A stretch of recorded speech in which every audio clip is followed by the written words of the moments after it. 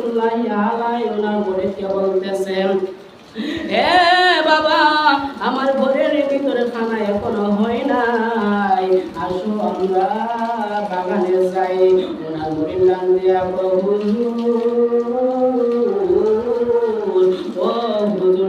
খানা হইব কি করে গো?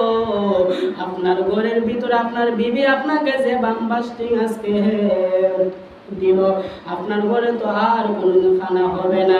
এবার আল্লাহর ওলি ডাক দিয়া কয়, বাবা আপনি কি করে দেখলেন? হুজুর আমি যেমনি তেমনি দেখেছি, আমাকে আর প্রশ্ন কইরেন না। এখন আপনি লাকড়ির জন্য যাবেন গো, আপনি জাহান লাকড়ির ব্যবস্থা করেন। শেখ সাদি রহমতুল্লাহি আলাইহি বাগানে যখন একটি গাছের উপরে উঠলো, লাকড়ির জন্য ঢাল ভাঙতে লাগলো, হঠাৎ করে দেখতেছে নিচে এত বড় একটি বাঘ দেখা যায়।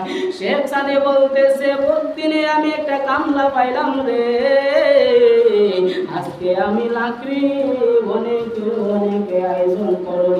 এবার বলতেছেন, এ বাঘ আমি অনেকগুলা লাকড়ির ব্যবস্থা করলাম, এই লাকড়ির কাঠটি নিয়ে আমার বাড়িতে দিয়ে আসো।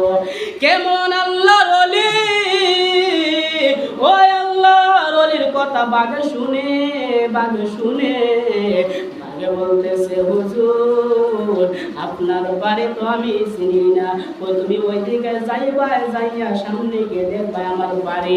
এবার বলতেছে, হুজুর ঠিক আছে আপনার বাড়ি আমি চিনবো, আর আমাকে বলতে লাগবে না।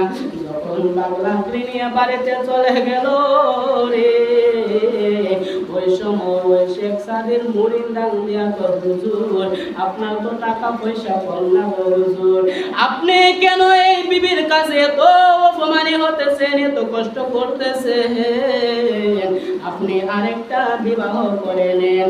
শেখ সাদি ডাক দিয়া কয়, মুরিদ রে আমি কি করে আরেকটা বিয়ে করব? আমার পিছনে আছে একটা শয়তান, আমার বিবির পিছনে আছে আরো দুইটা শয়তান, এখন আমার ঘরের ভিতরে তিনটা শয়তান, আমি যদি আরেকটা বিয়ে করি আরো শয়তান আমার ঘরের ভিতরে আসবে। সর্বমোট আমি এইগুলা শয়তানের লগে যুদ্ধ করে পারবো না, আমার ঘরের ভিতরে তিনটা শয়তান আছে, এই তিনটার সাথে আমি যুদ্ধ করে তুলাইতে পারি না। আরেকটা বিয়ে যদি করি রে বাবা, তাহলে আমার ঘরের ভিতরে আরো অনেকগুলো শয়তান চলে আসবে, এই জন্য আমি বিয়ে করতেছি না। মুরিদ ডাক দিয়া কয়, বাবা ও বাবা গো, আপনি তো প্রেমের খেলা দেখাইলাই, বিয়ে করলে বলি শয়তান বাড়ে।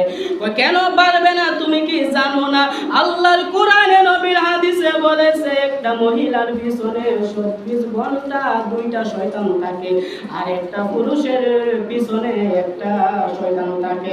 তাহলে আমি আমার স্ত্রীর মধ্যে তিনটা শয়তান আছে, আমি যদি আরেকটা বিয়ে করে তাহলে শয়তান আরো আসবে, এই জন্য আমি আর বিয়ে করবো না।